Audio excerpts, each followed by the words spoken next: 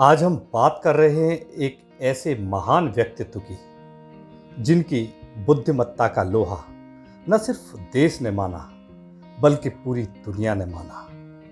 एक ऐसे व्यक्तित्व जिन्होंने देश के सम्मान की पताका को पूरी दुनिया में फहराया, उसके स्वाभिमान की रक्षा की। जी हाँ, आज हम बात कर रहे हैं भारत माँ के महान सपूत स्वामी विवेकानंद जी की। स्वामी विवेकानंद जी से जुड़े हुए उन किस्से और कहानियों की जो किसी भी व्यक्ति के जीवन में एक सकारात्मक परिवर्तन लाकर उसे एक नवीन दिशा दे सकते हैं। स्वामी जी ने देश के आत्मविश्वास और सम्मान को उस समय ऊंचा किया जब हमारा देश अंग्रेजों की गुलामी की जंजीरों में जकड़ा हुआ था और अंग्रेज भारतीयों को मनुष्य की एक पतित और निकृष्ट नस्ल मानकर उसका मजाक उड़ाते थे। इन परिस्थितियों में स्वामी विवेकानंद ने सन 1893 में शिकागो के सर्वधर्म सम्मेलन में जब अपना प्रभावशाली व्याख्यान दिया तो पूरी दुनिया उनकी प्रशंसक बन गई और उन्हीं के एक ऐसे ही प्रशंसक हेरोल्ड ने उनके बारे में ये टिप्पणी की कि जहां स्वामी विवेकानंद जैसे व्यक्ति जन्म लेते हैं उस बुद्धिमान देश में धर्म प्रचारकों को भेजना मूर्खतापूर्ण कार्य है। तो चलिए जानते हैं स्वामी विवेकानंद जी के जीवन से जुड़ी हुई महत्वपूर्ण कहानियां। एक बार स्वामी विवेकानंद बनारस के किसी मंदिर परिसर में भ्रमण कर रहे थे। उस समय वहां आसपास मौजूद बंदरों ने स्वामी जी को घेर लिया। स्वामी जी बड़े चिंतित और परेशान हो गए और वो कभी इधर भागे तो कभी उधर भागे। बहुत देर स्वामी जी उन बंदरों से बचते हुए भागते घूम रहे थे। इतनी देर में दूर से एक वृद्ध सन्यासी उनको देख रहे थे। तब उसने दूर से उन्हें आवाज देते हुए कहा कि रुको, भागो मत, बल्कि उनका सामना करो। उस वृद्ध सन्यासी की बातों को सुनकर स्वामी जी को एक आंतरिक ज्ञान हुआ और स्वामी जी रुक गए। उन्हें एकदम रुका हुआ देखकर के बंदर भी ठहर गए। अब स्वामी जी बंदरों की ओर चलने लगे तो बंदर पीछे हटने लगे। स्वामी जी को अपने जीवन में एक बड़ी सीख मिल गई और जिसे वो हमेशा अपनाते हुए लोगों को भी इसे अपनाने के लिए कहते रहे। स्वामी जी ने हमेशा यही कहा, किसी भी विपरीत परिस्थिति से इंसान को कभी भी नहीं भागना चाहिए, क्योंकि वो विपरीत परिस्थिति व्यक्ति के अंदर एक डर पैदा कर देती है और डर से दुर्बलता उत्पन्न होती है। स्वामी जी हमेशा कहते थे कि इस दुनिया में अगर कोई पाप है तो वो दुर्बलता है। दुर्बलता का त्याग करो। अगर कोई भी वस्तु जो आपको शारीरिक, आध्यात्मिक और बौद्धिक रूप से कमजोर करती है, दुर्बल बनाती है, तो वो सत्य नहीं हो सकती।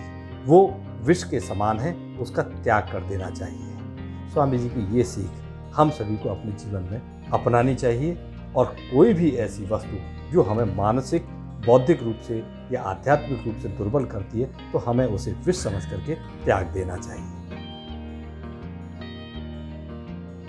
जब स्वामी विवेकानंद विश्व भ्रमण पर थे तो बहुत कम आवश्यकताओं के संसाधनों के साथ ही वो यात्रा करते थे। एक स्थान पर स्वामी जी से किसी व्यक्ति ने पूछा, स्वामी जी आपका सामान कहाँ है? तो इस पर स्वामी जी ने मुस्कुरा करके जवाब दिया कि मेरा बस यही सामान है। तो वहां मौजूद कुछ व्यक्तियों ने स्वामी जी पर व्यंग करते हुए ये कहा कि अरे ये कैसे आपकी देश की संस्कृति है जो केवल तन पर एक भगवा वस्त्र धारण किए हुए आप एक देश से दूसरे देश, दूसरे से तीसरे देश घूम रहे हैं। आपके पास तो वो आवश्यक सामान भी हमें तो नजर नहीं आ रहा है। तो इस पर जानते स्वामी जी ने कहा, क्या कहा? स्वामी जी ने मुस्कुराते हुए उन व्यक्तियों को जवाब दिया, बोले हाँ, हमारे देश की संस्कृति आपके देश की संस्कृति से अलग है। आपके देश की संस्कृति को दर्जी निर्मित करते हैं और हमारे देश की संस्कृति का निर्माण हमारे चरित्र से होता है। हम अपने चरित्र और आंतरिक गुणों को मजबूत रख करके अपने चरित्र का निर्माण करते हैं। स्वामी जी की ये सीख आज भी हम सभी को अपनानी चाहिए। हमें दिखावे से दूर रहना चाहिए और वास्तविक रूप से व्यक्तित्व की जो पहचान है वो उसके आंतरिक गुणों से होती है, उसके चरित्र से होती है, न कि बाहरी दिखावे से। एक बार एक व्यक्ति स्वामी जी के आश्रम में आया। वो बड़ा दुखी और चिंतित था। वो स्वामी जी से कहने लगा कि स्वामी जी, मैं अपने जीवन में खूब मेहनत भी करता हूँ, पूरी लगन से अपना कार्य करता हूँ, लेकिन उसके बाद भी मुझे सफलता नहीं मिलती है। जबकि मेरे और साथ के लोग हैं वो सफल भी हैं और बड़े खुश भी रहते हैं, और इस बात को लेकर के अक्सर मेरा उनसे झगड़ा भी हो जाता है। अब मैं क्या करूं? स्वामी जी ने उसकी ओर देखा और एक छोटा सा कुत्ता जिसे स्वामी जी पालते थे, उन्होंने कहा ठीक है, मैं तुम्हारे सवाल का जवाब दूंगा, लेकिन एक काम करो, तुम इस कुत्ते को कुछ देर के लिए घुमा लाओ, इसे टहला लाओ। अब उस व्यक्ति ने स्वामी जी की ओर आश्चर्य से देखा, लेकिन अब स्वामी जी ने कहा है तो उनकी बात को टाल नहीं सकता था। उस व्यक्ति ने स्वामी जी के उस कुत्ते को लेकर के चला गया और उसे सैर कराने के लिए। काफी देर के बाद वो व्यक्ति लौटा। स्वामी जी ने उसकी ओर देखा और कहा कि तुम अब भी बहुत तरोताजा दिखाई दे रहे हो और किसी तरह की कोई थकान नहीं दिखाई दे रही है, जबकि ये जो कुत्ता है ये बुरी तरह से हाँफ रहा है और ये थक भी गया है, ऐसा क्यों? तो उस व्यक्ति ने कहा कि स्वामी जी क्या बताऊं, दूरी तो इसने और मैंने बिल्कुल समान रूप से तय की है।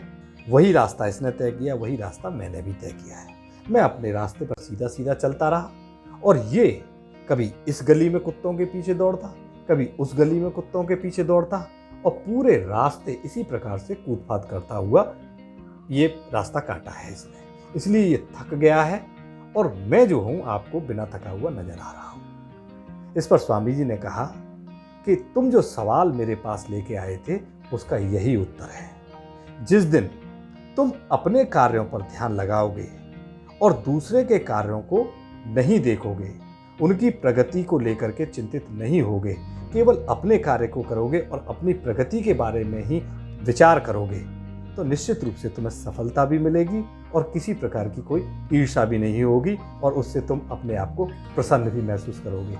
इसलिए हम सभी को अपने कार्यों पर ध्यान देना चाहिए और लोग क्या कर रहे हैं क्या नहीं कर रहे हैं इन सब चीज़ों से दूर रहना चाहिए। उसमें हमें अपनी ऊर्जा बर्बाद नहीं करनी चाहिए, बल्कि अपने कार्यों को निरंतर आगे बढ़ाने में ही हमें अपनी सारी ऊर्जा लगानी चाहिए। तो स्वामी जी की ये वो महत्वपूर्ण सीख हैं जिन्हें हम अपने जीवन में यदि अपनाएं तो निश्चित रूप से बहुत ही सकारात्मक परिवर्तन मिलेंगे और हमारा जीवन एक सकारात्मक ऊर्जा से भरा होगा और हम प्रसन्न भी महसूस करेंगे। बहुत बहुत धन्यवाद। आप सभी से अनुरोध है कि ऐसे रोचक जानकारीपूर्ण वीडियो के लिए इस चैनल हमारा इंडिया को अभी सब्सक्राइब कर बेल आइकन बटन को अवश्य दबा दें ताकि नई वीडियो की जानकारी आपको तुरंत मिल सके।